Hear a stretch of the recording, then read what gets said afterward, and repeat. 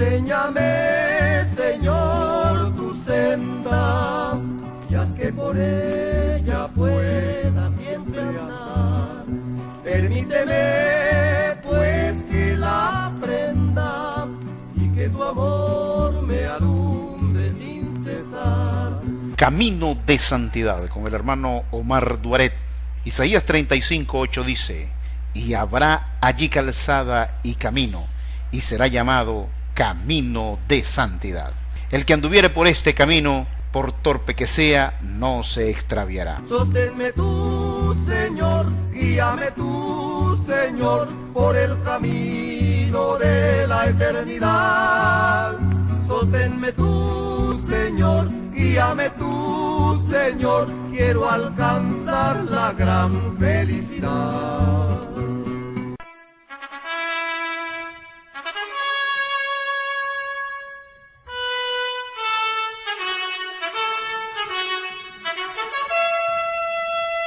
Cuando un pueblo tiene cultura de debate, está consciente que hay normas establecidas que se deben acatar con el fin de que prevalezca el respeto y la tolerancia a las personas que piensan distinto a nosotros. Es decir, esas normas son garantes para que se logre un diálogo de altura y no se caiga en el irrespeto. Las normas del debate ya en sí han sido establecidas por consenso, y una persona que desee debatir tiene que estar dispuesto a someterse a ella. Por ejemplo, hay que definir el tema a debatir y comprometerse a no salirse del mismo. Esta es una norma, y cuando alguien tiene cultura de debate, pues sabe que no debe estar saltando de un tema a otro, creando espejismo. Esto le cuesta mucho a las personas que no están acostumbrados a los debates o son intelectualmente deshonestos y cambian el tema para que el auditorio no se dé cuenta que han sido refutados. Al exponer, se debe presentar los argumentos de su convicción sobre el tema tratado. Se debe dejar exponer libremente, sin presión ni coacción alguna a los participantes. No se debe interrumpir al que tiene el derecho de palabra, sea por el otro participante o por el auditorio. En 2 de Corintios capítulo 10 verso 5 dice: derribando argumentos. Pregunto, ¿cómo se puede derribar argumentos cuando una persona interrumpe o levanta la voz para no permitir el derecho de palabra de su oponente, si ni siquiera se le permite esbozarlo? Al momento de la exposición no se debe pedir al otro participante o al auditorio que conteste. Eso se hará en la ronda de preguntas. Se debe aprovechar el tiempo convenido para presentar la exposición y que sea lo más claro posible.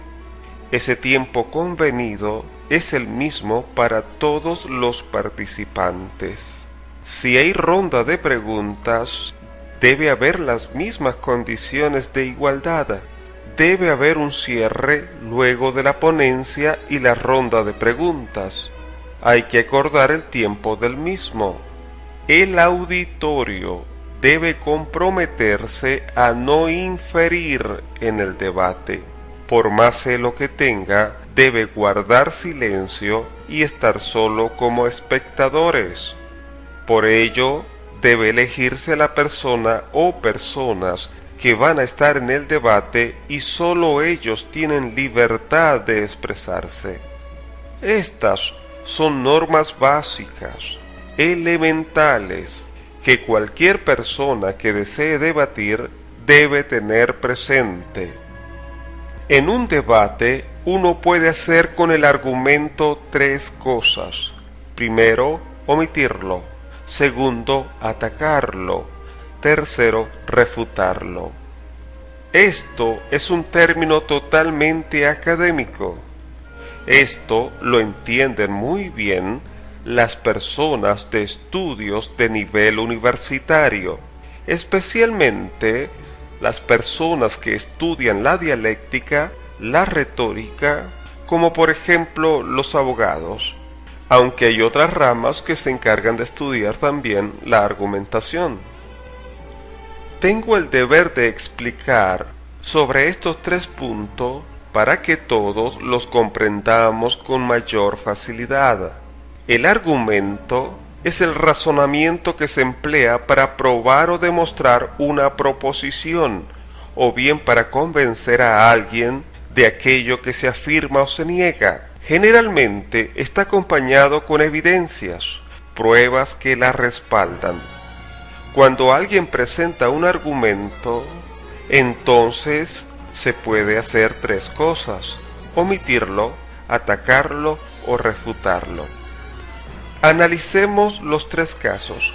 Cuando una persona omite o evade el argumento, puede ser por 2 motivos.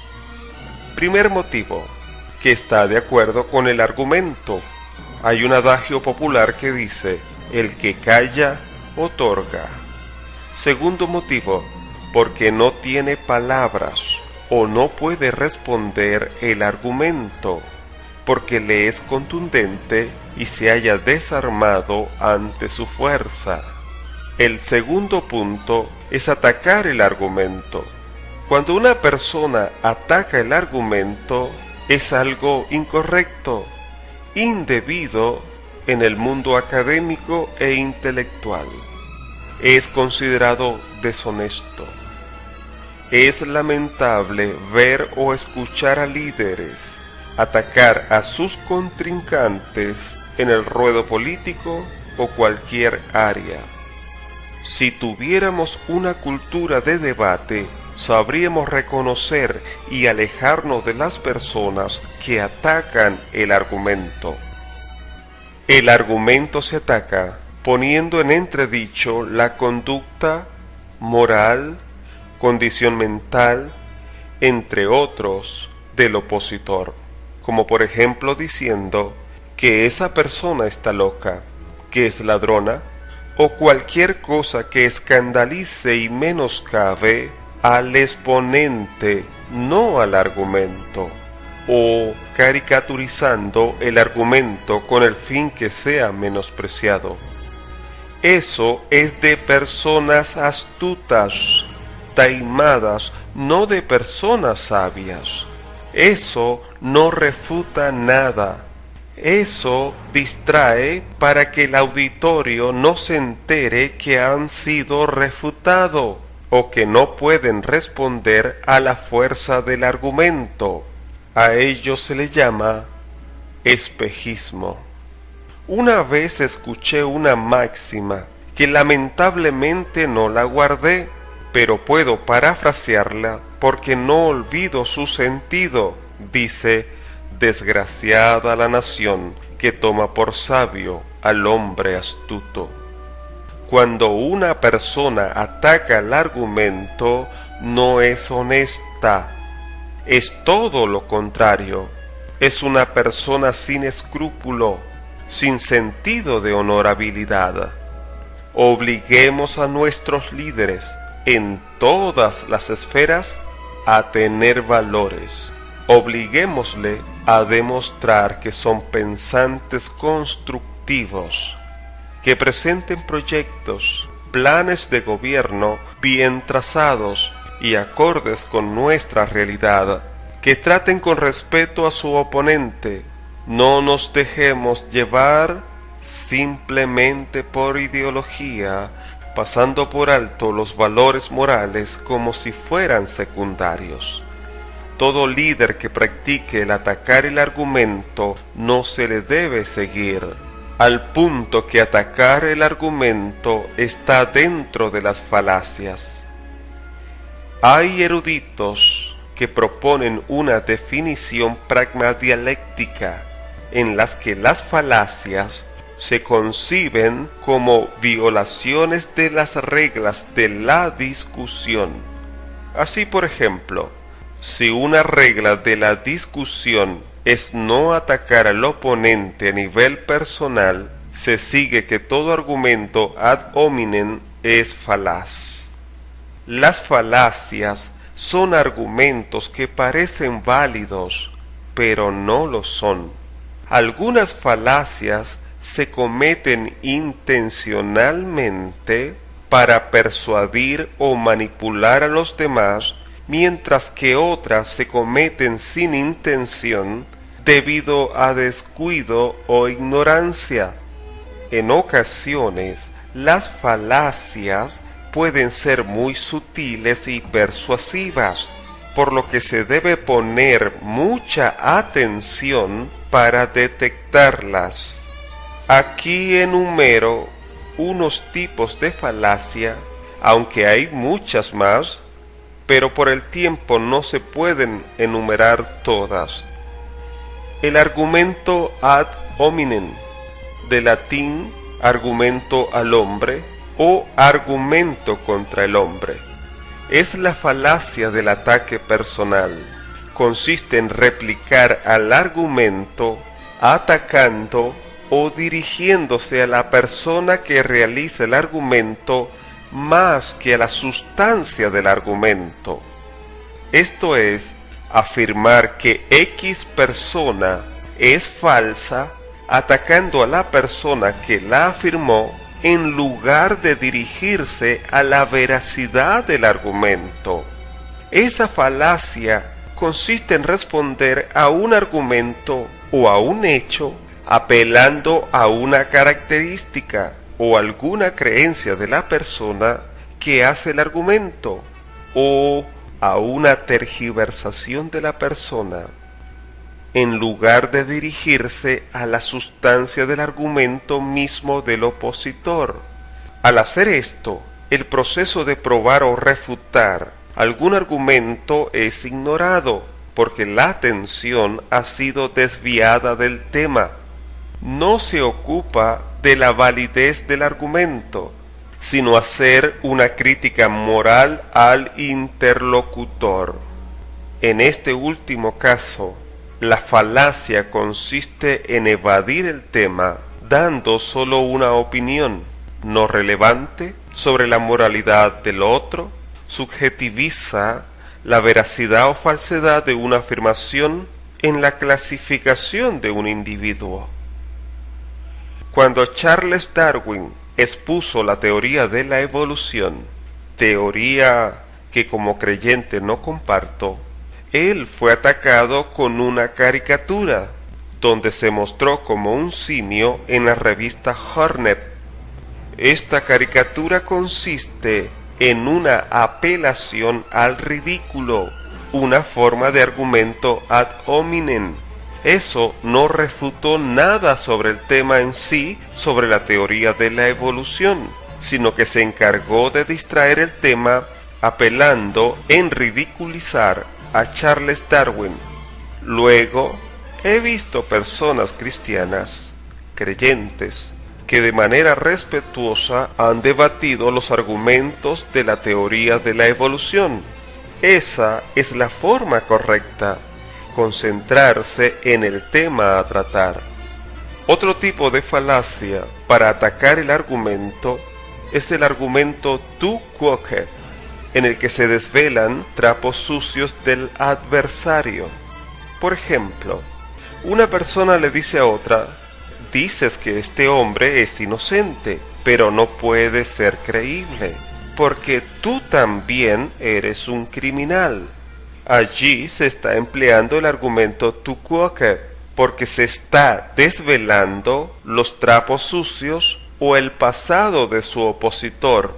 No se está refutando el argumento, solo se está atacando al argumento. Puede que haya prueba que demuestra que la persona es inocente, pero como el que lo defiende tiene antecedente, por ello no puede ser creíble. Eso es una falacia. Argumento ad verecundiam. Esta falacia lógica consiste en basar la veracidad o falsedad de una afirmación en la autoridad, fama prestigio, conocimiento o posición de la persona que la realiza. Un tipo especial de esta falacia es la falacia argumentum ad crumenam, donde se considera más veraz una afirmación porque la persona que la realiza es rica, o por el contrario, el argumento ad Lazarum, porque es pobre o de menor clase quien la realiza. La veracidad de un hecho o afirmación no depende, en último estado, de la persona que la realice, sino de las pruebas o argumentos que se presenten. El argumento ad verecundiam, que a la vez éste se ramifica en el argumento ad crumenam y el argumento ad Lazarum, consiste en que se avala, se aprueba el argumento si la persona es rica o tiene autoridad o goza de educación académica formal, y se rechaza o se menosprecia cuando la persona es pobre o no goza de formación escolástica, cuando en realidad lo que se debe tomar en cuenta es el argumento, valorarlo de acuerdo a las evidencias lógicas, sentido común. Esta falacia es muy común entre los políticos de habla hispana, en la cual, si el opositor no goza de una educación formal, se le ataca diciendo que no está preparado y se concentra en atacarlo sobre su carencia de formación escolástica. Pero el que presume de poseer una educación académica no demuestra su preparación diciendo cuáles son sus planes de gobierno concreto, no explica cómo piensa implementarlo. Sus discursos en sí se basan en despotricar, menospreciar, desdeñar a su adversario. Si el pueblo tuviera una cultura de debate, jamás seguiría a una persona inescrupulosa como esa. Pero como el pueblo es mantenido en la ignorancia, se manipula con estratagemas carentes de todo principio moral. Eso se llama manipular a las masas. Otra falacia muy usada en entornos políticos es el argumento ad populum, también llamado sofisma populista. Esta falacia es una variedad de la falacia ad verecundiam. Consiste en atribuir la opinión propia a la opinión de la mayoría y deducir de ahí que si la mayoría piensa eso, es que debe ser cierto. En cualquier caso, muchas veces la propia premisa de que la mayoría piense eso puede ser falsa, o cuando menos dudosa, ya que en muchos casos dicha afirmación no puede ser probada más que con algún tipo de encuesta que no se ha realizado. En caso de ser cierto, tampoco se justifica el razonamiento porque la mayoría piense eso. Se basa en la falsa intuición de que el pueblo tiene autoridad, diciendo cosas como esta: tanta gente no puede estar equivocada. Por definición, razonamientos que contienen falacias lógicas no son válidos, pero muchas veces pueden ser formulados de modo que cumplan un modo de razonamiento válido. El desafío del interlocutor es encontrar la premisa falsa, esto es, aquella que hace que la conclusión no sea firme. También es necesario comentar aquí la falacia lógica de envenenar el pozo. La falacia lógica de envenenar el pozo, o intentando envenenar el pozo, es la falacia lógica donde información adversa contra el opositor se presenta antemano a los lectores, con la intención de desacreditar o ridiculizar todo lo que la persona está a punto de decir. La falacia de envenenar el pozo es un caso especial del argumento ad hominem. La idea es que ahora cualquier cosa que salga del pozo estará envenenada, y por lo tanto ya no será agua que se pueda tomar de este pozo. Deseo enfatizar esto. Es por ello que necesito repetir que atacar el argumento es algo incorrecto, es intelectualmente deshonesto y no refuta en sí el tema a debatir. Las falacias no refutan absolutamente nada, sino que distraen el tema en sí. Eso se llama espejismo o pote de humo, es decir, tratar de encubrir sagazmente que han sido refutados. Es mejor guardar silencio si en el momento no se tiene la respuesta o la información debida, por cuestión de honorabilidad, que decir algo y ser descubierto en el sofisma. Un cristiano no debe practicar las falacias. Los hijos de Dios practican justicia. Podemos fijarnos que nuestra nación, Venezuela, no posee de manera general una cultura de debate, pero aflige, consterna que los líderes, que deben ser ejemplo en cuanto a conducta y moderación, en respetar, acatar las normas, vemos cómo la transgreden con facilidad.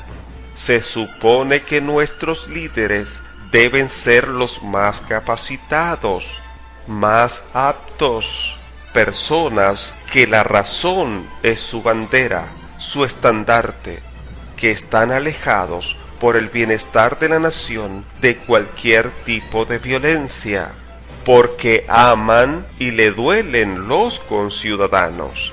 Pero vemos en algunos que tienen y dieran la impresión que lo ven como virtud el atacar el argumento. Si el pueblo se apercibe que en el atacar el argumento hay violencia y eso no es permitido, los líderes, que deben ser pensantes, estarán obligados a presentar ideas, razones, argumentos apoyados a la lógica y las evidencias. Si no se hace así y el pueblo los rechaza de manera moral en no acompañarlo, el no seguirlo, ellos estarán forzados a cambiar y ajustarse a una cultura de debate. La tercera opción que uno puede hacer con el argumento es refutarlo, es decir, rebatir, impugnar con argumentos o razones lo que otros dicen. Esto es lo correcto, lo permitido, lo honesto, cuando hay cualquier tipo de diatribas de cualquier índole. Refutar no es simple alegatos. En otras palabras, responder por responder. Refutar implica estar acompañado de evidencias que la sustente y por ello resquebraja, debilita, agrieta las bases en que se fundamentan los otros argumentos. La Biblia dice en Tito 1:9, retenedor de la palabra fiel tal como ha sido enseñada, para que también pueda exhortar con sana enseñanza y convencer a los que contradicen, porque hay aún muchos contumaces, habladores de vanidades y engañadores. La Biblia profetizó que habrían muchos contumaces. ¿Qué significa la palabra contumaz? La palabra contumaz significa persona rebelde, porfiada y tenaz en mantener un error. En otras palabras, persona que aún sabiendo que está equivocada, persiste en mantenerse en error. Segundo de Pedro 2:10, y mayormente aquellos que siguiendo la carne andan en concupiscencia e inmundicia y desprecian el señorío, atrevidos y contumaces, no temen decir mal de las potestades superiores. Es muy difícil debatir con una persona contumaz, pues Aunque la fuerza de las pruebas y la verdad acompañen el argumento, la persona contumaz va a mantenerse en su posición y usará tretas para no reconocerlo, como por ejemplo que no entiende lo que el debatiente opositor expone, empieza a saltar de tema y no mantenerse en el tema escogido para el debate, a ridiculizar lo que expone su opositor, dándole un concepto erróneo a lo que verdaderamente el otro exponente quiso decir, a atacar el argumento a la persona. Cuando una persona debate con alguien contumaz, generalmente se hace por causa del entorno, de las personas que están presenciando, no por el contumaz, porque jamás va a reconocer nada. Las personas que estén presentes, si tienen honestidad intelectual y sobre todo cristiana, percibirán quién tiene la razón a base de argumentos y evidencias, y notarán cuán deshonesto es una persona contumaz. Un señor llamado Huxley dijo: no estamos convencidos de que tenemos razón si no podemos demostrar que los demás están equivocados. Si empezamos a saltar de tema en tema para no responder cuando una pregunta es sólida, ¿cómo es que quieren demostrar que tienen la razón cuando ni siquiera pueden demostrar que estamos equivocados? O como dice las Sagradas Escrituras, 2 Corintios 13:8, porque nada podemos contra la verdad, sino por la verdad. Que sea la fuerza de la verdad nuestra bandera, nuestro estandarte, no estratagemas de hombre que para engañar emplean con astucia las artimañas del error. Efesios 4:14. A Juan Hus, la Iglesia Católica le exigía que se retractara de su doctrina, y él respondía: convencedme por las Escrituras que estoy equivocado y me retractaré. No pudieron, porque carecían de recursos convincentes, pero trataron de forzarlo, y al no poder, lo quemaron en la hoguera. Y Lutero protestaba contra la actitud del cardenal que le exigía que se retractara, sin probarle primero que se hallaba en error. Isaías 54:17. Ninguna arma forjada contra ti prosperará, y condenarás toda lengua que se levante contra ti en juicio. Esta es la herencia de los siervos de Jehová, y su salvación de mí vendrá, dijo Jehová. El título del mensaje: Cultura de debate. ¿Y quién les habló? Su amigo Omar.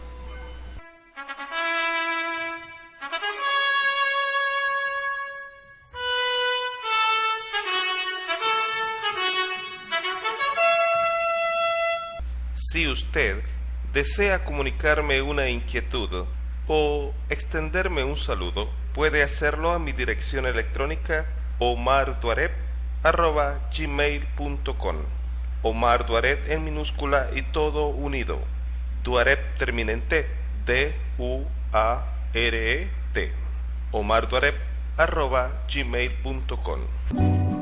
Enséñame, Señor, tu senda, y haz que por ella pueda siempre andar. Permíteme, pues, que la aprenda, y que tu amor me alumbre sin cesar. Esto fue Camino de Santidad con el hermano Omar Duaret. Hasta una próxima entrega. Sosténme tú, Señor, guíame tú, Señor, por el camino de la eternidad. Sosténme tú, Señor, guíame tú, Señor, quiero alcanzar la gran felicidad.